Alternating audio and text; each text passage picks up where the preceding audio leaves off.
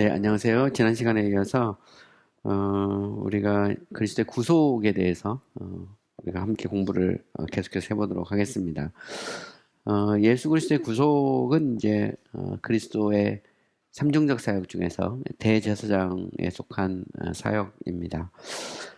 중보자로서 그리스도는 왕이요 선지자요 제사장으로서의 사역을 감당하시죠. 예수 그리스도는 왕으로 오셨고 또 선지자로 오셨고 또 제사장으로 오셨습니다. 예수 그리스도의 이제 죽음, 혹은 뭐 예수 그리스도의 이 구속은 바로 이제 제사장으로서의 이제 속하는 사역이죠. 저희가 이제 기독론을 따로 이제 공부를 하면 왕이요, 선지자요, 제사장으로서의 사역을 뭐 다 다뤄야 되지만 구원론에서는 이제 저희가 다 다룰 수 없기 때문에 저희는 이제 구속의 문제를 다루고 있습니다. 구속과 관련해서 이제 제가 지난 시간에 이야기했던 것은 이제 구속의 목적과 그리고 수단과 결과의 관계에 대해서 이야기를 했어요.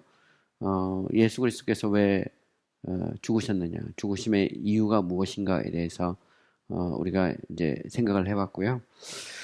그리고 이제 그리스도의 결국 이제 구속, 자기 백성 혹은 교회를 위해서 이제 그리스도께서 오셨는데, 그 교회를 구원하기 위한 이제 그리스도의 그 수단이 이제 그리스도의 죽음, 그리고 이제 좀 더 나가면 이제 나오는데, 그리스도의 이제 중보, 보통 이제 순환과 중보라고 보통 표현해요. 이제 그리스도의 순환과 중보가 바로 이제 이 구원 혹은 아니면 이제 구속의 수단이 되는 거고요. 결과는 이제 하나님의 목적이, 그 그리스도를 보내신 목적이 이제 이루어지는 것이죠. 그래서 우리가 이제 지난 시간에 이제 이야기했던 것 중에 그 목적과 수단과 결과의 관계에 대해서 제가 이야기를 하다가 말한 것으로 알고 있어요. 이제 목적과 관련해서 이제 우리가 항상 생각하는 건 뭐냐면, 그리스도가 만약 모든 사람을 구속하기 위해서 이 땅에 오셨고 모든 사람을 구속하기를 원하느냐 할 때, 이때는 이제 모든이잖아요. 모든 사람. 그리고 나서 이제 그리스도가 이 목적을 이루기 위해서 이제 말 그대로 이제 구속 사역을 하셨어요. 죽으셨단 말이죠. 그리고 이제 이거를 보통 순환과 그리고 이제 하늘 보좌 우편에서 중보하신다고 나중에 좀 더 자세히 얘기를 하겠습니다. 그러면 이제 항상 문제는 그거예요. 목적과 수단과 결과를 볼 때, 그리스도가 모든 사람을 구원하기 위해서 죽으셨다면, 그죠? 이제 목적과 수단이 같이 맞물리는데 왜 모든 사람이 구원을 받지 않느냐? 모든 사람이 구원받지 않아요.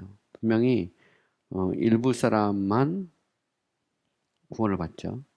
그렇다면 그리스도께서 그 죽으신 목적, 그죠? 그 목적이 잘못됐든지 아니면 수단이 잘못됐든지 라는 거예요. 결국 보면 만약 목적이 잘못됐다면 그러면 이제 하나님의 그런 그 전지성, 또 하나님의 어떤 능력, 하나님의 선하심에서 이제 문제가 생기는 거고요. 또 수단이 잘못됐다 그러면, 이제 목적은 좋은데 수단이 잘못됐다 그러면 예수 그리스도의 구속의 가치를 폄하하게 되거든요. 그죠? 그래서 이게 이제 보편 구속이냐 특별 구속이냐라고 이야기할 때, 보편 구속은 목적이 결국은 모든이거든요. 모든. 근데 결과로 보면 모든이 아니야. 이게 목적과 결과가 다르다는 거죠. 이 부분에서 이제 문제를 제기할 수 있고, 아니면 목적은 선한데 수단이 잘못됐다 그러면 또 이 그리스도의 이제 구속의 가치가 폄하되기 때문에 이것도 이제 문제가 되는 거예요. 근데 특별 구속은 그렇습니다. 특별 구속은 목적이 모두가 아니고 일부예요. 하나님의 택한 백성이죠. 수단도 일부를 위해 죽은 겁니다. 일부를 위해서. 결과도 일부니까 결국 목적과 수단과 결과가 일치된다는 거예요. 근데 하나님의 성품과 예수 그리스도의 구속의 가치를 생각할 때 이게 이제 일치가 돼야 된다는 거예요. 이 부분은 제가 이제 또 계속해서 좀 더 이야기를 하겠습니다. 그러면서 이제 우리가 이제 일반적인 목적과 수단과 결과에 대해서 좀 일반적인 관찰을 또 해볼 수 있어요. 가령 뭐 노아의 홍수, 노아의 홍수에 보면 노아가 방주를 만들죠. 방주를 만드는 이유는 무엇일까요? 방주를 만드는 이유는 자기 가족과 동물을 보존하기 위해서입니다. 이게 이제 목적이에요. 그리고 방주를 만든 건 수단이죠. 그리고 결과는 어떻게 됐죠? 결과는 결국은 자기 가족과 동물을 보존한 겁니다.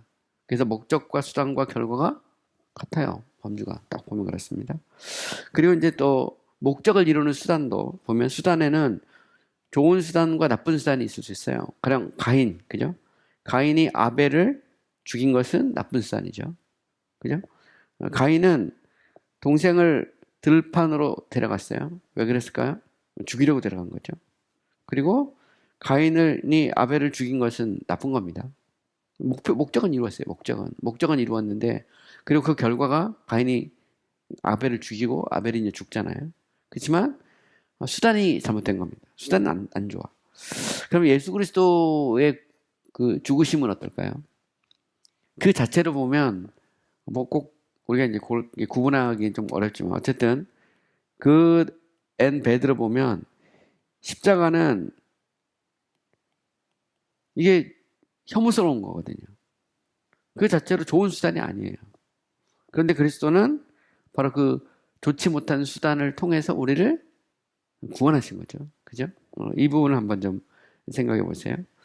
자, 이제 좀 더 나가서 이제 첫 번째는 이제 구속의 목적과 수단과 결과의 어떤 관계에 대해서 우리가 이야기를 했어요.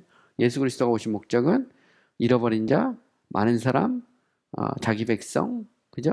교회를 구원하기 위해서 오셨고, 그 구원을 위한 수단은 바로 예수 그리스도의 죽으심이죠. 그리고 뭐 더 나가서 이제 우리가 중보까지 얘기할 수 있어요. 순환과 중보라고 이야기할 수 있고, 그 결과로 우리 안에 뭐 칭의라든가 성화, 양자, 화해 이런 이제 열매들이 결과가 우리 가운데 맺혀지게 되는 거죠. 그래서 목적과 수단과 결과의 차원에서 첫 번째로 우리가 이제 고려를 할 수 있어요. 두 번째는 이제 구속의 저자에 대해서 우리가 이야기를 하면 구속의 저자는 죽으신 분은 당연히 그리스도죠. 십자가에 죽으신 분, 이 땅에 성육신하셔서 고난을 받으시고 십자가에 죽으신 분은 그리스도입니다. 그런데 그리스도를 보내신 분은 성부예요. 스스로 물론 그리스도께서 기꺼이 아버지께서 주신 것을 받아들였지만 그리스도는 아버지의 뜻을 행하러 오셨다라고 말씀하셨어요. 그죠? 이런 면에서 보면 보내신 분은 아버지예요. 그리고 그 일이 이루어지도록 일종의 거버먼트한 거죠. 보내고 그 일을 전체적으로 거버먼트 하신 분은 누구냐면 성부입니다. 성부. 그 일을 행한 분은 누구죠? 성자입니다. 그러니까 성육신 하시고 그리고 죽으시고 부활하시고 하늘보좌 우편에서 중보하시는 분은 그리스도예요. 성부가 사람으로 오신 것이 아닙니다. 그리고 그 일이 가능하도록 도우신 분도 있어요. 조력자. 그분은 누구죠? 성령입니다. 성령. 이런 면에서 삼위일체 하나님이 구속의 저자입니다. 저자. 이걸 이제 뭐라고 말하냐면 이 에이전시 혹은 에이전트란 말을 써요. 구속의 에이전트는 누구냐? 그죠? 에이전트는 삼위일체 하나님입니다. 성부와 성자와 성령이죠. 근데 우리가 성부와 성자와 성령을 말할 때 성부와 성자와 성령을 말할 때 성부와 성자와 성령은 본질상 한 분이죠. 그래서 우리가 이제 그 one nature, one substance, one Godhead 이렇게 표현합니다. 성부와 성자와 성령은 본질상 한 분인데 유격상 세 분이에요. 그래서 우리가 삼위일체 그러면 한번 보세요. 삼위일체란 말은 Trinity잖아요. Trinity란 말은 Tree 플러스 Unity를 합성한 거예요. Trinity란 말은 three입니다. Three persons. 그죠? In one nature. 이걸 이제 보통 삼위일체라고 그래요. 그래서 nature를 substance라고 그러고요. 유격을 person을 subsistence라고 그래요. subsistence. 이게 substance하고 subsistence.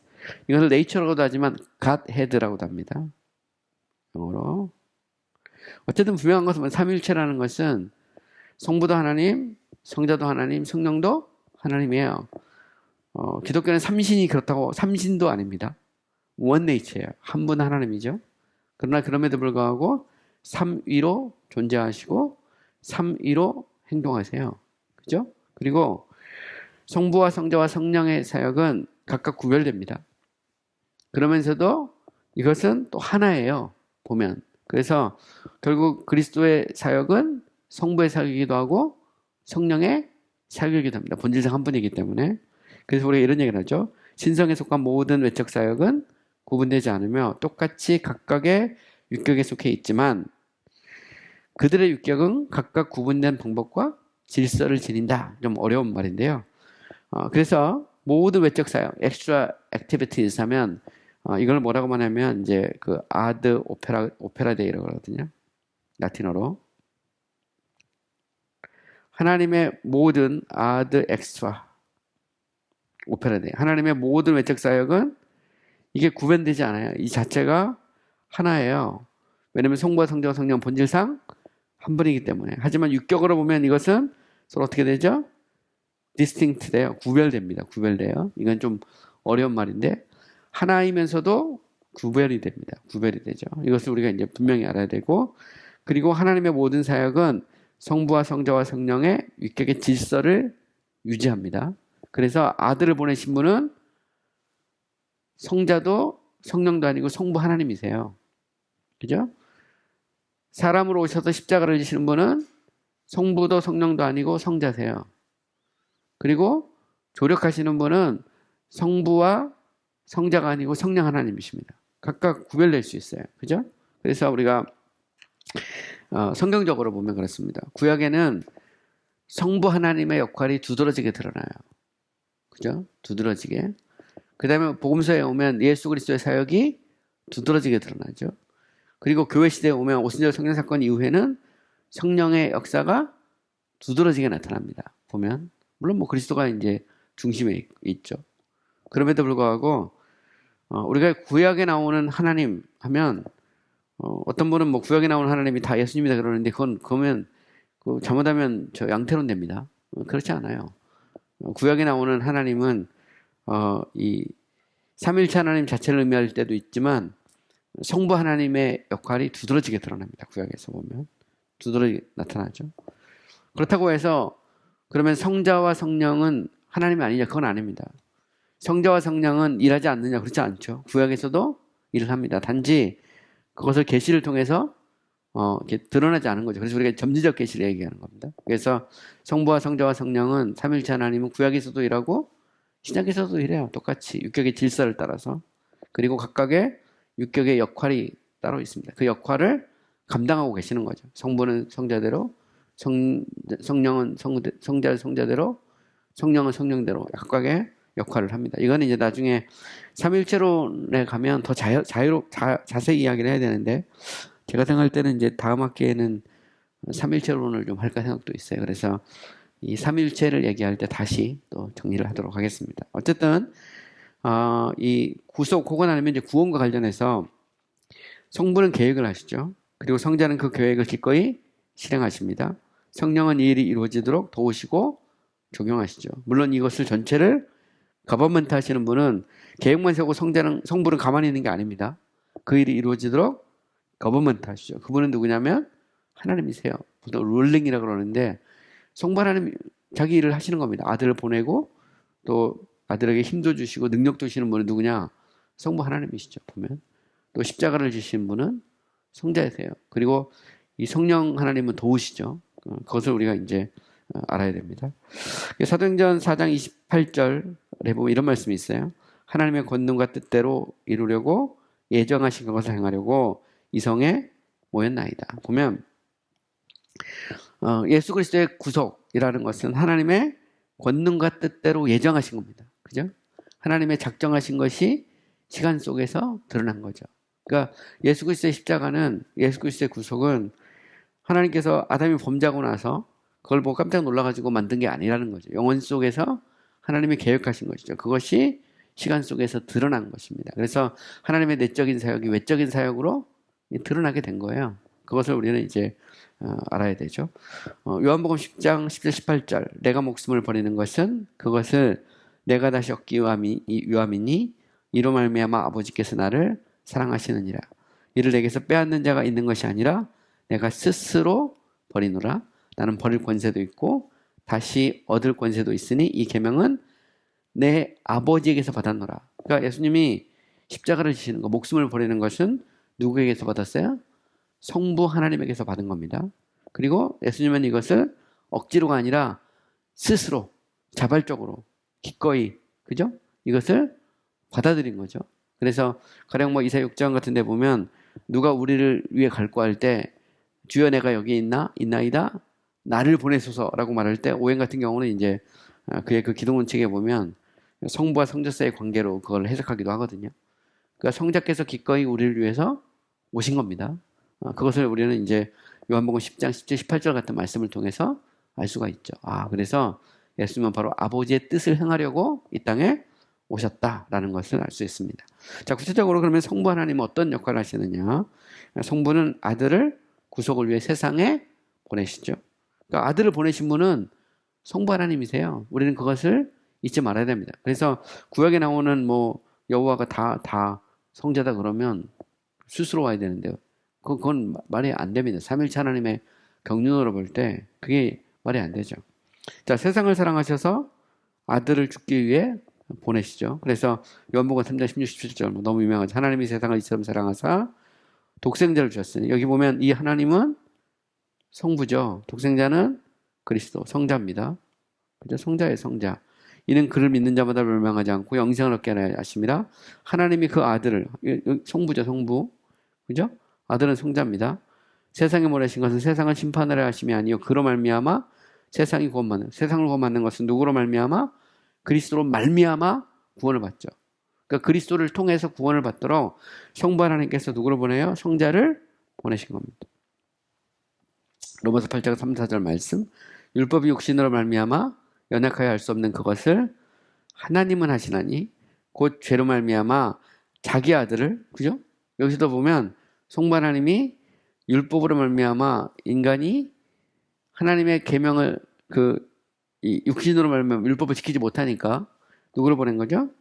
아들 예수 그리스도를 보낸 겁니다. 아들을 보내서 육신의 모양으로 보내서 육신의 죄를 정죄하서 육신을 따르지 않고 그 영을 따라 행하는 우리에게 율법의 요구가 이루어지게, 곧 율법의 요구가 이루어질 수 있도록 누구를 보낸 거죠? 아들을 보내셔서 아들이 우리를 대신해서 율법을 행하시고 율법의 저주를 담당하게 하신 겁니다. 그죠? 그게 이제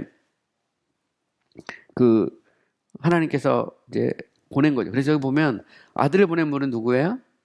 성부가 보낸 겁니다. 성부 하나님. 그죠? 그 하나님이 자기 아들을 죄 있는 육신의 모양으로 보냈다 그러잖아요. 그 성부 하나님이 아들을 보낸 거예요. 로마 3장 25절. 이 예수를 하나님이 그의 피로써 믿음을 말미암는 화목제물로. 그러니까 아들을 믿음을 말미암는 화목제물로 세우신 분이 누구냐? 성부 하나님이 세우신 거예요. 그러니까 아들을 화목제물로 보내신 분이 누구냐면 하나님이 보낸 겁니다. 하나님이 아들을 화목제물로 보낸 거예요. 이는 하나님께서 길이 참으시는 중에 전에 지은 죄를 관가하심으로 자기의 의로우심을 나타내기 위해서 자신이 의롭다 하는 것을 나타내기 위해서 우리가 스스로 의의 기준에 도달할 수 없기 때문에 아들로 하여금 그 의의 기준을 충족하도록, 그죠? 우리를 대신해서 율법을 지키고 율법의 형벌을 대신 감당하도록 아들을 보낸 거죠. 이것을 이제 성경에서는 화목제물로 표현하는 겁니다. 화목제물로. 그래서 예수 그리스도는 쉽게 말해서 희생제물, sacrifice죠. 이 땅에 오신 것이죠. 그래서 요한은 예수님을 보고 보라 세상 죄를 지고 간 하나님의 어린 양이죠. 예수님은 하나님의 어린 양입니다. 하나님이 보내신 하나님께 속해 있는 어린 양이죠. 그래서 이 땅에 보면 가짜가 많습니다. 가짜들이 많죠. 그래서 자기가 예수다. 그런 사람 많은데 하나님이 안 보낸 건 다 가짜입니다. 다 가짜예요. 그래서 천하 인간에 그리스도 외에 다른 이름을 주신 적이 없다 이 말이죠.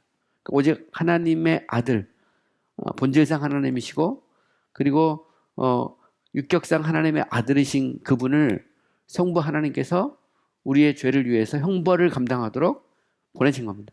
화목제물이 되도록 보내신 거예요. 그죠? 갈라디아 4장 4, 5절. 때가 참에 하나님이 그 아들을 보내서 여자에게 나게 하시고 율법 아래 나게 하신 것은 율법 아래 있는 자들을 속량하시고 우리로 아들의 명분을 얻게 하기 위해서 보냈다는 거죠. 누가 보냈어요? 성부가 성자를 누구에게? 여자에게 나게 하고 율법 아래 나게 했다. 보통은 이제 우리 여자 그러면 이제 우리 동정녀 마리아 생각하죠. 우리가 창세기 3장 15절에 나오는 여자의 후손, 여자의 후손으로 보냈고 율법 아래 나게 하셨잖아요. 그 이유는 뭐냐면 율법 아래 있는 자들, 율법 아래 있어서 결국 율법의 저주를 받을 수밖에 없는 자들을 율법의 노예 상태가 될 수밖에 없는 자들을 값을 주고 산 겁니다. 속량이란 말은 값을 주고 사셔서 아들을 삼기 위해서 성부께서 성자를 보내신 거죠. 이것을 뭐 우리는 갈라디아서 4장 4, 5절에 보면 어렵지 않게 할 수 있어요. 또한 아들을 보내실 때 하나님은 아들에게 무엇을 하셨느냐? 중보자직을 보내셨다는 겁니다. 중보자직으로. 이거는 이제 영어로 mediatorship이라고 그러죠. mediator란 말은 중보자고, mediatorship 하면 중보자 직분을 아들에게 주신 겁니다. 중보자라는 것은 하나님과 우리 사이에 이 다리를 놓는 거죠. 지금 브릿지입니다. 전도할 때도 보면 이제 브릿지 전도할 때도 쓰는데 그것은 중보자로서 그리스도를 상징하는 것이죠. 그래서 조신학을 보면 항상 그렇습니다. 조신학은 인간론이 있고 신론이 있고 인간론이 있고 그리고 그 사이에 뭐가 있는 거예요? 기독론이 있는 겁니다. 그러니까 그리스도가 없으면 인간은 하나님과 화목할 수 없어요. 우리가 보통 십자가를 얘기하잖아요. 십자가라는 것은 하나님과 인간 사이에 그리스도가 중보자라는 거죠. 이것은 보통 우리가 인간과 인간 그러는데 그리스도는 하나님과 우리 사이의 유일한 중보자죠. 중보자. 그러니까 중보자로서 그럼 누가 보냈느냐? 성부 하나님께서 보냈다는 거죠. 그래서 시편 2편 7절 8절에 보면 이런 말씀이 나와요. 너는 내 아들이라 내가 너를 낳았도다. 내게 구하라.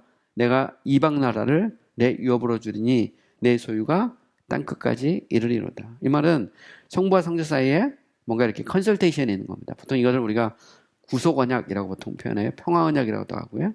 이건 이미 공부를 했어요. 언약 신학할 때. 구속 언약, 평화 언약이라고 하는데 우리의 구속을 위해서 하나님과 우리 사이에 원수된 것을 화목하게 하기 위해서 하나님께서 성자를 세운 거죠. 그러니까 이 율격상 성부 하나님에게서 낳아지신 성자에게 요청한 겁니다. 구하라. 이방 나라를 달라고. 그럼 내가 너에게 주겠다. 이렇게 말씀을 하신 겁니다. 시편 110편 1,4절 말씀. 내가 내 원수들로 내 발등상이 되게 하기까지 너는 내 오른쪽에 앉아 있으라.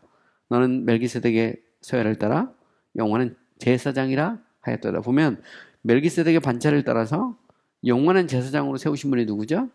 성부 하나님이세요. 성부 하나님께서 성자 예수님을 영원한 제사장으로 삼으셨고 히브리서 기자는 이것을 인용해서 예수 그리스도는 레위 지파를 따라 온 것이 아니라 멜기세덱의 반차를 따라서 이 땅에 영원한 제사장으로 오셨다. 이렇게 말하고 있죠. 그래서 멜기세덱이 누구냐에 대해서 논쟁이 있습니다. 여기서 멜기세덱은 어떤 사람은 뭐 예수 그리스도다 이렇게 말하는데 이것은 하나님의 그런 언약을 따라서 하나님의 그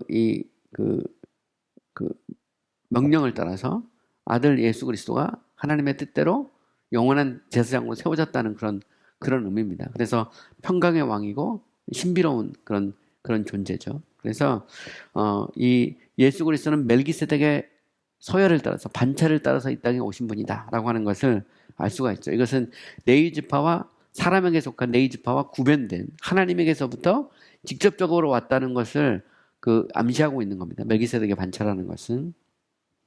자, 아들이 이 직분을 감당하는 데 필요한 모든 은사와 은혜를 풍성히 제공하셨다. 자, 성부 하나님께서는 성자와 언약을 맺으시거든요. 내가 너를 이 땅의 중보자로 그리고 나의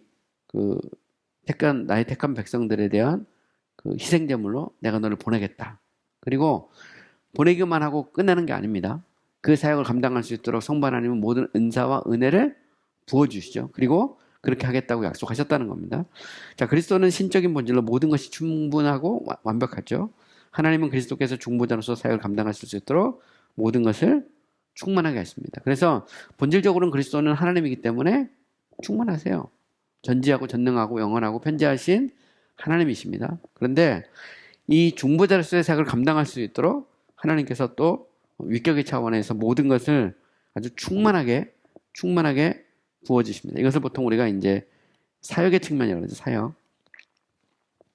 이것은 이 본질적인 측면입니다. 그러니까 에센셜한 측면에서는 그리스도는 채움을 받을 필요가 없어요. 본질상 하나님이니까. 반면에 그리스도께서 사역의 측면이 있잖아요. 그리스도의 그런 이 웍스 아니면 뭐 오퍼레이션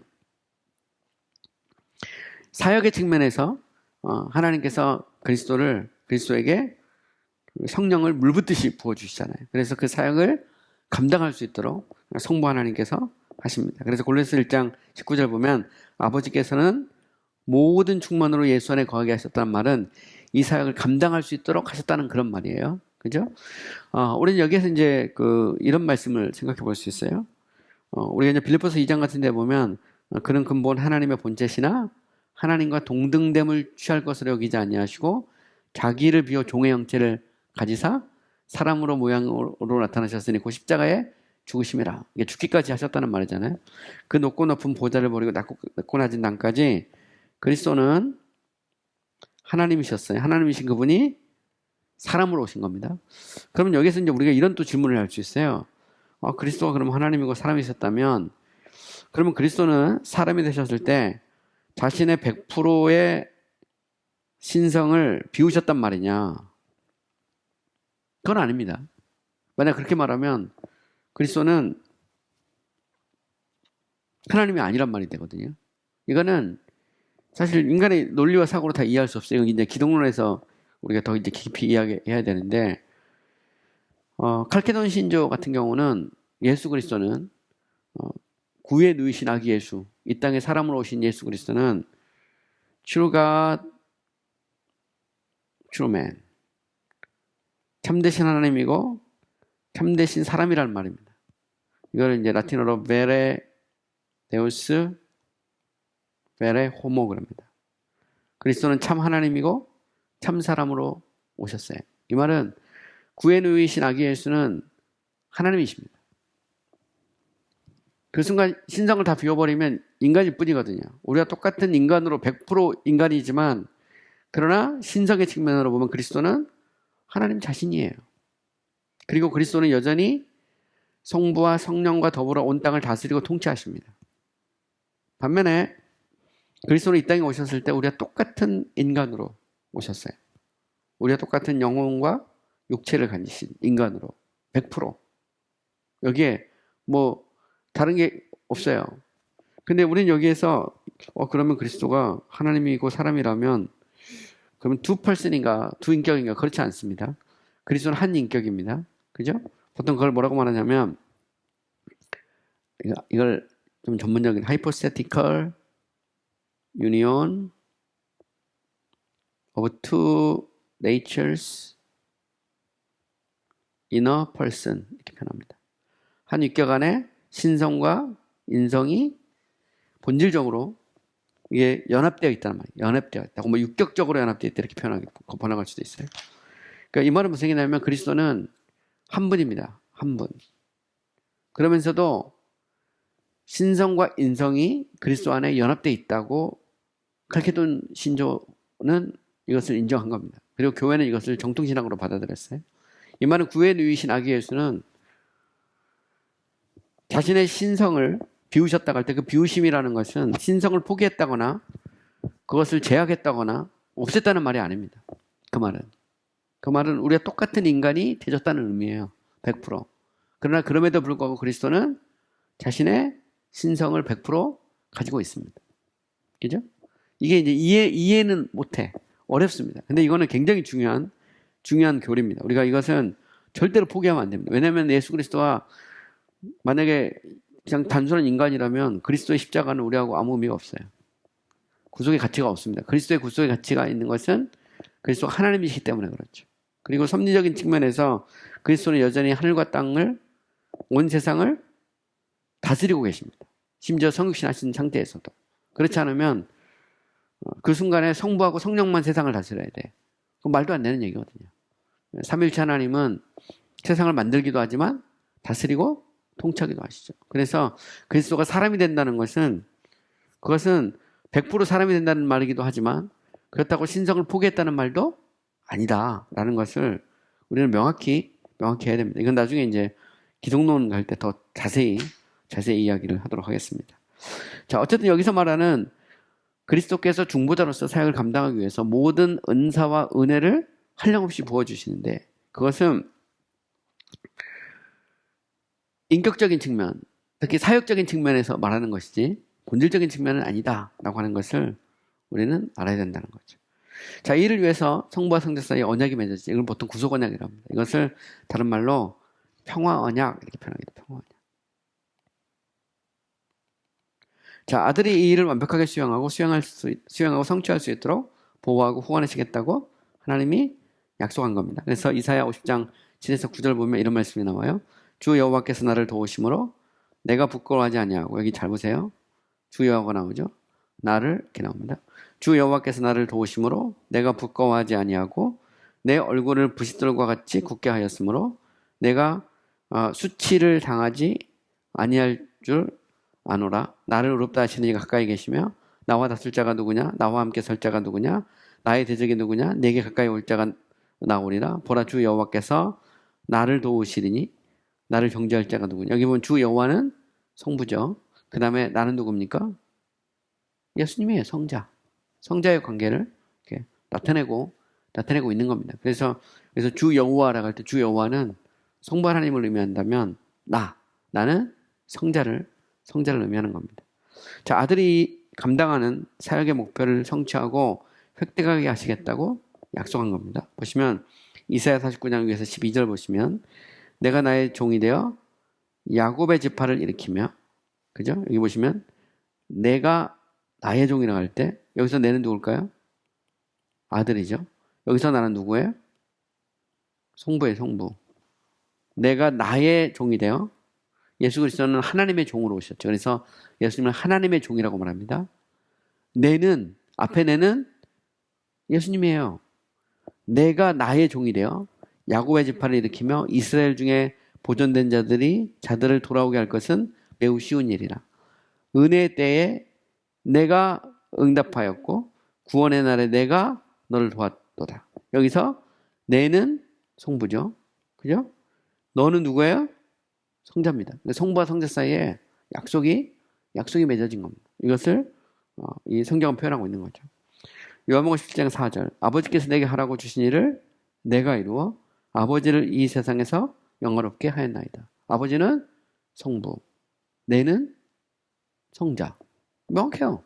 성부와 성자 사이의 관계가 유지되고 있습니다. 구약에도 마찬가지고. 그래서 구약에서 예수 그리스도는 전면으로 등장하지 않습니다. 때로는 하나님의 사자로 등장하기도 하고 때로는 이면 속에 있어요. 그러나 그럼에도 불구하고 성부와 성자와의 관계는 계속해 나옵니다. 성령도 마찬가지죠. 근데 주된 역할을 누가 하냐면 성부께서 계속 드러내십니다. 가령 예를 들어서 뭐 십계명을 주신 분은 누구냐 할 때 우리는 삼일체 하나님을 생각할 수 있어요. 그러나 사역의 그런 뭐라 할까요? 두드러짐, 주된 역할로 보면 성부 하나님이라고 말할 수도 있습니다. 그죠? 그거를 생각할 수도 있어요. 그리고 우리가 알아야 될 건 뭐냐면 우리가 성부 하나님을 찬미하거나 높이면 그럼 성자 예수님하고 성령 하나님은 소외되느냐 그런 건 없습니다. 성부와 성자와 성령은 본질상 한 분이기 때문이죠. 그러니까 우리가 예수의 이름으로 기도하면 성부와 성령 하나님은 소외되니까 우리가 성부의 이름으로도 기도하고 성령의 이름으로도 기도해야 된다. 뭐 이렇게 주장하는 사람도 있는데 그거는 말도 안 되는 얘기입니다. 중보자는 예수 그리스도밖에 없는 거예요. 하나님께서 그리스도를 중보자로 세운 겁니다. 영원 속에서 성부와 성자 사이에 언약이 맺어진 거예요. 그리고 중보자로서의 사역을 감당할 수 있도록 능력도 부여하시고 또 은사도 주시고 또 후원하고 보호하시겠다라고 약속을 하셨다는 겁니다. 자, 아들에게 죄에 대한 처벌, 형벌을 부여하시는 분. 이분이 누구냐? 성부라는 거죠. 우리가 이제 구속론에서 예수 그리스도의 사역의 본질에 대해서 얘기할 때 우리가 대속적 형벌이라는 게 있어요. 대속적 형벌.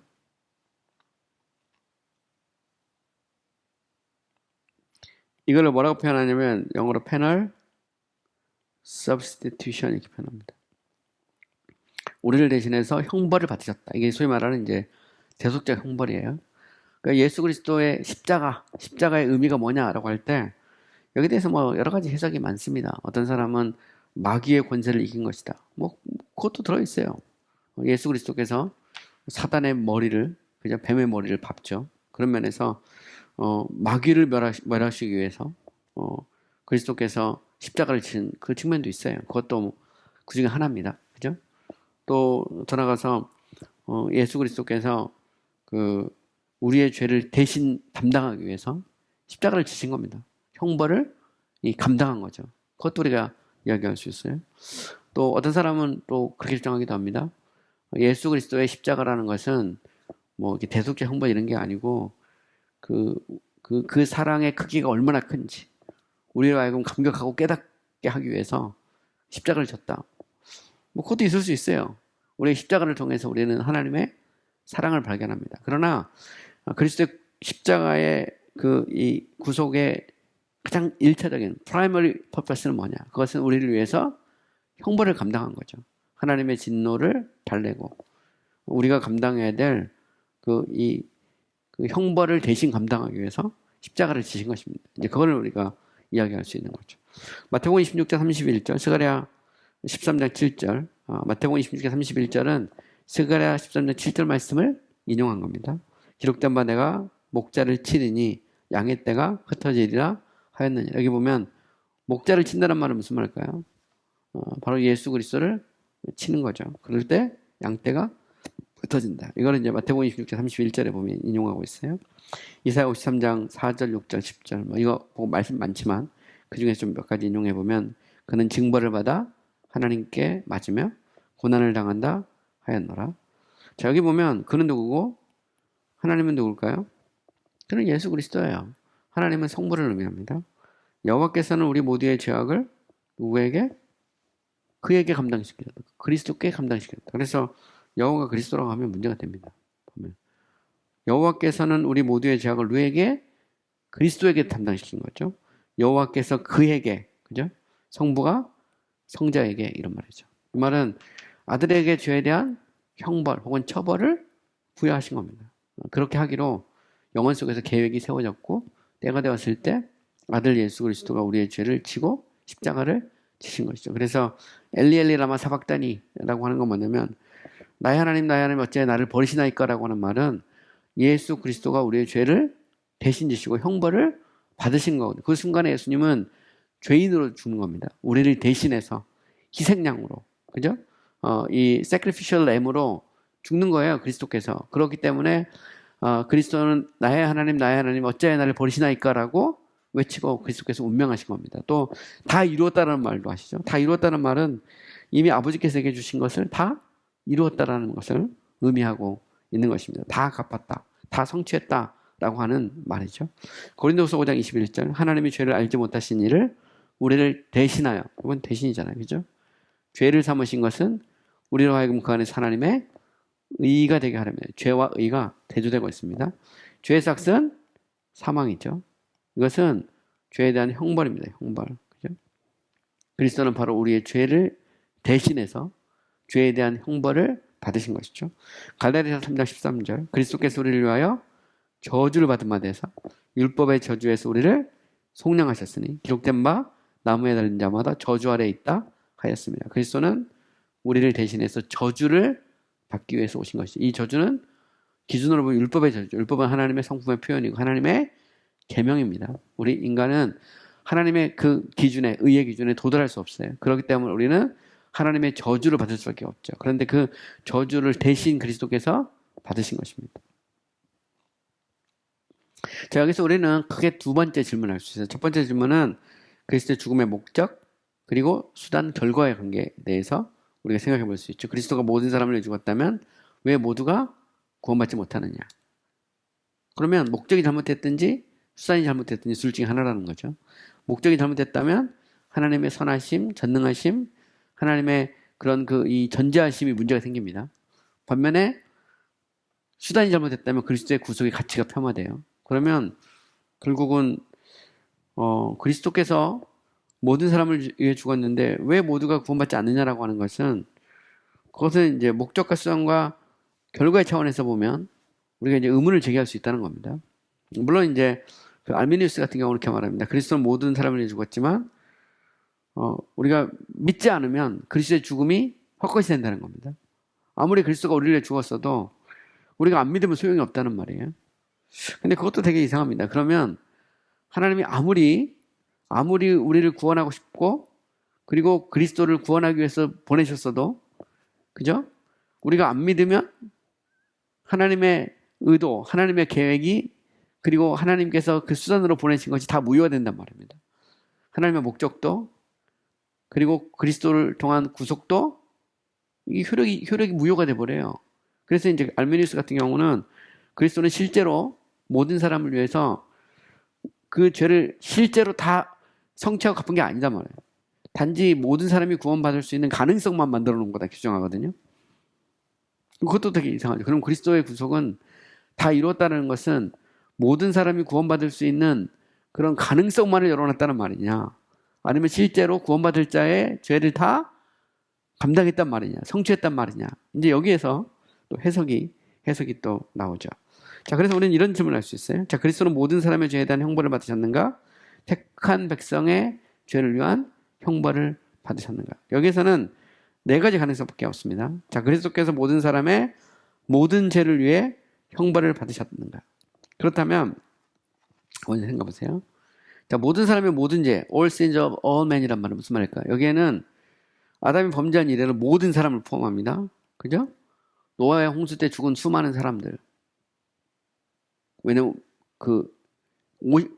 결국은 모든 인간이 중보자이신 그리스도, 구약이 오실 그리스도를 통해 구원을 받는다면 앞으로 그리스도께서 죽는단 말이에요. 그들을 위해서 다. 멸망받은 자들을 위해서도 그리스도가 죽었다는 말이거든요. 모든 사람의 모든 죄니까. 그죠? 만약 우리가 신약만 얘기하면 예수 그리스도께서 죽으시고 그 이유만 얘기하면 지금까지 예수 안 믿는 사람 엄청나게 많습니다. 가령 뭐 히틀러 같은 사람도 그리스도께서 대신 위해서 죽으신 것이 돼요. 그러면 이제 문제는 뭐예요? 왜 히틀러가 구원받지 않았지? 믿지 않았기 때문이다. 그 말은 아무리 그리스도께서 모든 사람의 모든 죄에 대한 형벌을 받았어도 안 믿으면 소용이 없다는 말입니다. 그죠? 그 말은 그리스도께서 오실 때 모든 사람의 죄를 다 구원하기 위해서 오셨어요. 근데 모두가 안 믿어. 일부가 안 믿으니까 어쩔 수 없이 그 목적을 포기하게 되는 그 결과가 나오는 거예요. 그래서 이것은 우리가 이제 고민이 됩니다. 그러면 그리스도가 모든 사람의 모든 죄를 위해서 형벌을 받았다면 왜 모든 사람이 구원받지 않는가? 단순히 믿지 않기 때문이라고 말하기에는 뭔가 좀 이렇게 의문이 들 수 있다는 거죠. 다 갚았으면 다 구원받아야지. 그러면 이건 당연히 뭐로 갑니까? 이거는 보편구원으로 가는 거예요. 보편구원. 우리가 이제 유니버설 살베이션을 하거든요. 보편구원으로 가요. 그런데 보편구원은 또 비성사적이란 말이에요. 우리가 보면. 그죠? 그 말은 그리스도가 모든 사람의 모든 죄를 실제로 감당한 건가? 그런 얘기가 나오는 겁니다.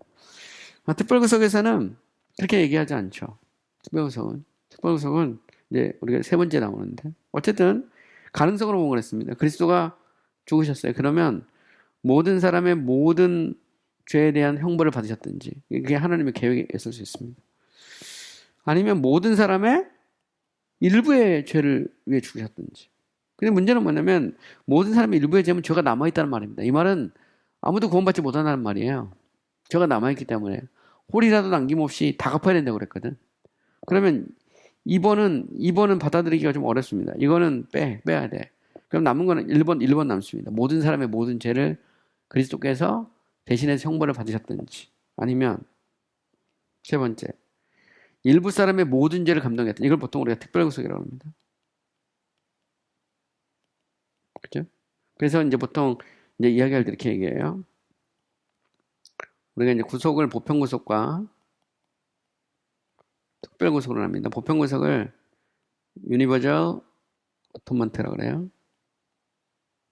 특별구속을 particular 어토먼트라고 합니다. 보편구속과 특별구속이라고 말해요. 그리스도는 모든 사람을 위해 죽었다. 이 말은 모든 사람의 일부는 아닙니다. 모든 사람의 모든 죄에 대한 형벌을 지시고 죽었다는 거죠. 그죠? 1번이 1번. 만약에 모든 사람이 일부제 그러면 말이 안 됩니다. 그러면 여기서는 가능성은 두 가지예요. 정말 real 아니면 possible. 정말로 모든 사람이 모든 죄를 지고 형벌을 받았든지 아니면 모든 사람이 죄사함을 받을 수 있는 가능성만 만들었든지 이 가능성을 정한 것이 알메니우스입니다. 모든 사람이 실질적으로 모든 사람의 모든 형벌을 실제로 받았다. 이렇게 주장하는 사람들도 의외로 생각보다 많습니다. 근데 보편구속으로 가기는 부담스러운데 많은 이제 복음주의 계통에서 보편구속을 주장하는 사람들은 2번보다는 1번을 선호하죠. 1번을. 이것은 실제로 갚았다는 겁니다. 근데 그러면 여기서 문제는 뭐냐면 실제로 모든 사람의 죄를 지고 형벌을 받았다면 왜 모든 사람이 그걸 안 받냐는 거예요. 그리고 이건 또 무슨 문제가 걸리냐면 그리스도가 다 처리했어. 근데 우리가 그것을 안 받아들이면 또다시 형벌을 가하는 소위 이중처벌론이 생깁니다. 더블 페널티가 생겨요. 더블 페널티의 문제가 생깁니다. 다 갚았는데. 그래서 이제 알메니우스는 더블 페널티를 피하기 위해서 파서빌리티만 얘기해요. 파서블. 모든 사람이 모든 예수 그리스도의 십자가를 졌을 때 모든 사람이 구원받을 수 있는 가능성을 만든 거지 실제로 모든 사람의 죄를 다 처리한 것은 아니라는 겁니다. 아니다. 파서블. 근데 만약 여기서 리얼리티를 얘기하잖아요. 정말 다 갚았다 그러면 이중처벌 생기고요. 아무리 갚았어도 우리가 안 받아들이면 그것은 무효가 된다는 말입니다. 이거는 이제 상당히 좀 어려워요. 그 다음에 이제 파티클러 어톤먼트를 뭐 경우에 따라서는 이것을 리미티드 어톤먼트라고 합니다. 제한속죄라고 해서. 근데 제한속죄라는 말은 이게 이제 도르트총에 쓰기는 했는데 이거는 알메니우스의 견해 반대하기 위해서 쓴 표현이지만 사실 리미티드 어톤먼트란 말보다는 이제 파티클러 어톤먼트란 말을 씁니다. 특별구속이란 말은 예수 그리스도의 구속은 일부 사람, 하나님의 택한 백성의 모든 죄에 대한 형벌을 받은 것이다. 이렇게 주장하죠. 그래서 단순한 가능성이 아니고 실제로 그리고 결국은 하나님의 택한 백성들이 구원을 받는다는 겁니다. 그래서 하나님의 의도도 우리가 선택할 때 선택이란 말은 썸이잖아요. 그 다음에 구속은 썸입니다. 그 다음에 구원이죠. 결과적으로 구원도 썸이죠. 이게 이제 특별구속입니다. 보면 알메니우스 같은 경우 어떻게 되냐면 선택은 썸이에요. 조건적 선택도 있습니다. 구속은 올입니다. 그런데 구원은 썸이에요. 이게 이제 소위 이제 알메니우스의 구조거든요. 그러니까 특별구속은 보통 우리가 이제 개혁주의 혹은 아니면 리폼드라고 말하는 칼빈주의 진영에서는 선택섬, 구속섬, 구원섬입니다. 그래서 하나님의 목적과 그죠 구속의 목적과 수단과 결과가 똑같다는 거예요. 반면에 알메니우스 같은 경우는 선택섬 일부, 구속 모두, 구원 일부 이렇게 가는 거죠. 그죠? 근데 만약에 보편구원으로 가잖아요. 보편구원은 구원도 올입니다. 선택도 썸은 아니고 보편구원으로 가려면 선택도 올이어야 돼요. 올로 가면 보편구속이 됩니다. 자체가. 근데 알메니우스는 보편구속으로 가는 것을 부담스러워했어요. 썸으로 봤습니다. 그래서 구속을 뭘로 봤냐면 구속 자체를 possibility로 본 거예요. 가능성으로. 모든 사람이 구원을 받을 수 있는 가능성을 열어놓은 걸로 해석을 한 겁니다. 그러니까 real accomplishment가 아니고 possible redemption이에요. 그래서 우리가 믿으면 효력을 발생하고 믿지 않으면 효력이 안 나타나는 정도 선에서 가능성 정도로 이거를 설정한 것입니다. 이게 바로 이제 알메니우스의 소위 말하는 이제 보편구속이죠. 되게 재밌는 것은 침례교 역사를 보면 침례교는 원래 그 제너럴 베프티스트하고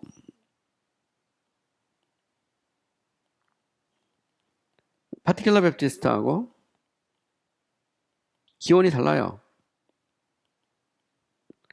침례교회가 이 땅에 처음 등장할 때 런던을 중심으로 해서는 특수침례교회, 그 다음에 미들랜드 지역에서, 그러니까 쉽게 말하면 잉글랜드 중부 쪽에서는 뭐가 발달하면 제너럴 베프티스트가 그쪽에서 융성을 했어요. 근데 제너럴 베프티스트하고 파티큘러 베프티스트의 차이가 있습니다. 차이는 뭐냐면 구속론이에요. 구속론에서 제너럴 베프티스트는 제너럴 어톤먼트, 쉽게 말해서 예수 그리스도는 모든 사람을 위해 죽었다 이렇게 주장했어요. 파티큘러 베프티스트는 그리스도는 택한 백성을 위해 죽었다 이렇게 주장했습니다. 소위 파티큘러 리뎀션을 믿었어요. 그래서 제너럴 베프티스트하고 파티큘러 베프티스트를 가르는 선은 뭐냐면 구속의 범위의 문제였습니다. 구속의 범위 문제. 근데 여기에서 또 사람들이 이렇게 주장합니다. 제너럴 베프티스트는 그러면 알미니안 베프티스트, 파티큘러 베프티스트는 캘비니스트 베프티스트 이렇게 구분하기도 해요. 그런데 엄밀히 말하면 제너럴 베프티스트는 100% 알미니안은 아닙니다. 제가 볼 때 알미니우스를 전적으로 따른 건 아니에요. 왜냐하면 알미니우스는 이걸 주장하기 위해서 쉽게 말하면 구속의 가능성을 주장하면서 어디로 가냐면 선택에서도 이제 그 조건적 선택론 그리고 신론으로 가면 하나님의 리미트를 주장합니다. 계속. 그리고 그리스도께서 사람이 되셨을 때 신성으로 자기를 리미트했다고 주장해요. 신성을. 하지만 제너럴 베프티스트는 그렇게까지 나가지는 않습니다. 제너럴 베프티스트는 하나님의 전지 전능 영원 편지를 그대로 인정해요. 그리고 칼케돈 신조를 그대로 받아들입니다. 제너럴 베프티스트는. 그러나 그럼에도 불구하고 구속에서는 보편적 구속을 주장해요. 그 이유는 뭐냐면 제가 생각할 때는 제너럴 베프티스트 보편 구속을 정한 것은 알미니안만 보편 구속을 정한 건 아니에요. 또 다른 한 부류가 있습니다. 그 부류가 누구냐면 칼빈의 후예 중에서 보면 까메로 같은 까메로나 그 다음에 누가 있냐면 영국 같은 경우는 백스터 같은 사람, 리처드 백스터. 리처드 백스터 같은 사람은 개혁주의 진영에 있으면서도 이 사람들은 보편 구속론자들이에요. 알미니우스처럼 하나님의 이 성품에서 하나님의 성품을 제한하거나 아니면 기독론에서 그리스도의 신성의 제약을 주장했다면 까메론의 백스트 같은 사람들은 신성의 제약을 주장하지는 않습니다. 그러나 그럼에도 불구하고 보편구속을 주장해요. 보편구속을. 그래서 이 보편구속을 주장하는데 이 보편구속을 주장하는 그 논리가 있어요. 논리가. 그 부분은 제가 나중에 좀 더 자세히 어차피 나오기 때문에 자세히 이야기를 하겠습니다. 어쨌든 중요한 건 뭐냐면 네 가지 가능성이에요. 그리스도는 모든 사람의 모든 죄를 위해 죽었거나 모든 사람의 일부의 죄를 위해 죽었거나 세 번째 일부 사람의 모든 죄를 위해 죽었거나 일부 사람의 일부의 죄. 근데 일부의 죄는 말이 안 되는 게 그럼 죄가 남았기 때문에 일부 사람도 구원을 못 받아요. 그러니까 둘 중에 하나입니다. 그리스도는 모든 사람의 모든 죄를 위해 죽었거나 아니면 일부 사람의 모든 죄를 위해 죽었거나. 이것을 보통 우리가 보편구속, 특별구속. 보편구속에서는 실제로 그리스도께서 우리의 죄를 다 갚았다라는 쪽하고 아니 단지 그냥 가능성만 열어놓았다라는 쪽하고 두 가지 견해가 존재할 수 있다라고 하는 것을 알았으면 좋겠어요. 특별구속이라는 것은 하나님의 선택도 예수 그리스도의 구속도 그 다음에 성령으로 말미암는 이제 구속이 우리에게 적용돼서 구원이 일어나잖아요. 구원의 역사도 범주가 똑같다는 겁니다. 그죠? 그래서 결국 선택은 교회에 대한 선택이죠. 자기 백성. 그리스도는 자기 백성과 교회를 위해 죽으셨고 그리고 이 땅에 구원받는 사람은 교회 곧 하나님이 택한 그 백성이 구원을 받는다는 거예요. 하나님이 택하고 그리스도께서 피 흘리신 그 사람들이 전도에 미련한 것을 통해서 전도를 통해서 결국 구원을 받는다라고 하는 것이 소위 말하는 이제 리폼드 캘비니스트 베프티스트나 아니면 칼빈주의적인 어떤 뭐 장로교가 됐든 뭐 회진교회가 됐든 그 주장하는 사람들의 견해라는 것을 여러분들이 좀 알았으면 좋겠어요. 자, 그 다음에 이제 구체적으로 성자 예수님에 대해서 우리가 이야기를 해야 됩니다. 이 부분이 이제 되게 중요한데 조금만 더 하겠습니다. 조금만.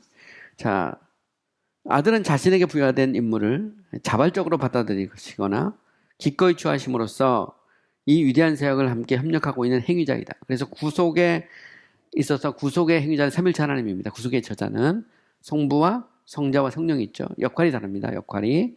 성부 하나님은 성자 예수 그리스도를 보내시고 성자와 언약을 맺으시고 또 성자께서 그 사역을 감당하시도록 이 은사도 주시고 형벌도 부여하시죠. 또 언약도 맺으십니다. 반면에 그럼 성자는 뭐하냐? 성자는 이것을 기꺼이 받아들이죠.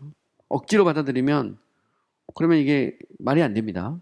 성자는 기꺼이 이 구속 사역을 아버지께서 자기에게 주신 사역을 받아들이죠. 그래서 하나님이 제사와 예물을 원하지 아니하시며 번제와 속죄제는 기뻐하지 아니하신다고 말씀하실 때 하나님이여 보시옵소서 두루마리 책에 나를 가리켜 기록된 것 같이 하나님의 뜻을 행하려 왔나이다 라고 말씀하시죠. 여기 보면 되게 재밌는 말이 나옵니다. 자, 하나님이 뭐라고 말하냐면 나는 제사와 예물을 원치 않는다. 번제와 속죄제를 기뻐하지 않는다. 그러니까 예수님 말하죠. 하나님이여 보시옵소서 두루마리 책에 나를 가리켜 기록된 것 같이 하나님의 뜻을 행하러 왔나이다. 여기 보면 두루마리 책에 나오죠. 이 두루마리 책은 뭘까요? 하나님의 작정입니다. 하나님의 언약. 그것을 두루마리에 기록된 것으로 표현한 겁니다. 이 자체가. 실제로 천국에 가면 두루마리 책이 있는지 없는지 그건 몰라요. 일종의 상징적인 표현이죠. 그래서 우리가 성경을 해석할 때 제가 그 성경론에서 이미 사실 얘기는 했는데 성서 해석의 가장 기본적인 원칙은 문자적 해석입니다. 리터럴 센스. 이거는 뭐 아퀴나스 이후로 종교학자들도 그대로 받아들였어요. 리터럴 센스. 근데 문제는 문자적 의미가 뭐냐는 거예요. 글자 그대로 그냥 다 받아들이면 그게 문자적이냐. 그게 아니고 문자적이라는 것은 이게 not word but thing입니다. 단어 그 말 자체가 아니고 그 단어가 실제로 의미하는 것을 드러내는 것이 문자적 해석이에요.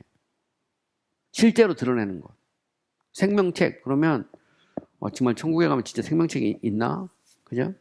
두루마리 그러면 정말 하나님이 두루마리 쫙 펼치고 이렇게 있는 건가? 아니면 하나님이 성부와 성자 사이에 맺어진 언약을 두루마리나 아니면 하나님의 영원한 선택을 생명책에 기록된 것으로 은유적으로 표현한 것인가? 이걸 생각을 해봐야 되는 겁니다. 자체가 보면. 특히 종말론과 관련해서 이런 게 되게 많아요. 14만 4천, 천년왕국, 7년 대환란, 7대접, 7인, 이런 것도 다 마찬가지예요. 그것도 우리가 어떻게 해석해야 될 거냐 해서 교회는 전통적으로 문자적 해석이 맞다고 봤어요. 그러면 문자적이라는 것은 무조건 다 그냥 예를 들어 숫자 같은 것도 다 100% 그냥 그대로 14만 4천이면 14만 4천만 구원받는다 그러면 14만 4천만 구원받는 거냐 그래서 그거를 문자적으로 14만 4천 안에 들어가기 위해서 막 몸부림쳐야 된다. 아니 어떤 사람은 14만 4천은 유대인의 숫자가 14만 4천이니까 우리는 관계가 없다. 사실 근데 그 자체가 사실 되게 말도 안 되는 얘기예요. 제가 보면 전통적으로 문자적이라는 건 이겁니다. 시는 시대로, 편지는 편지로, 복음서는 복음서대로, 역사서는 역사서대로, 묵시문학 양식은 묵시문학 양식대로 해석을 해야 된다는 거예요. 장르에 맞게. 그죠? 그게 문자적이라고 본 거예요. 그게 문자적이라고. 그래서 가령 아가서 같은 걸 해석할 때 아가서를 무조건 남녀 간의 사랑 이야기로만 보면 그게 문자적이냐. 그게 아니고 그것은 그리스도와 교회와의 관계를 얼마든지 은유적으로 표현했다는 거예요. 그리고 그리스도와 교회의 관계를 해석하는 것을 문자적으로 본 겁니다. 그들은. 그걸 알레고리카라는 것을 무조건 그거를 그 문자적이 아닌 것으로 본 게 아니에요. 보면. 이건 오래된 교회의 전통적 해석 방식입니다. 우리가 이제 그것을 좀 생각을 해봐야 돼요. 어쨌든 그래서 그리스도는 기꺼이 아버지께서 주신 사역을 감당하신 겁니다. 그리고 이 부분이 계속 있는데 시간이 다 돼요. 다음 시간에 계속해서 이야기하도록 하겠습니다.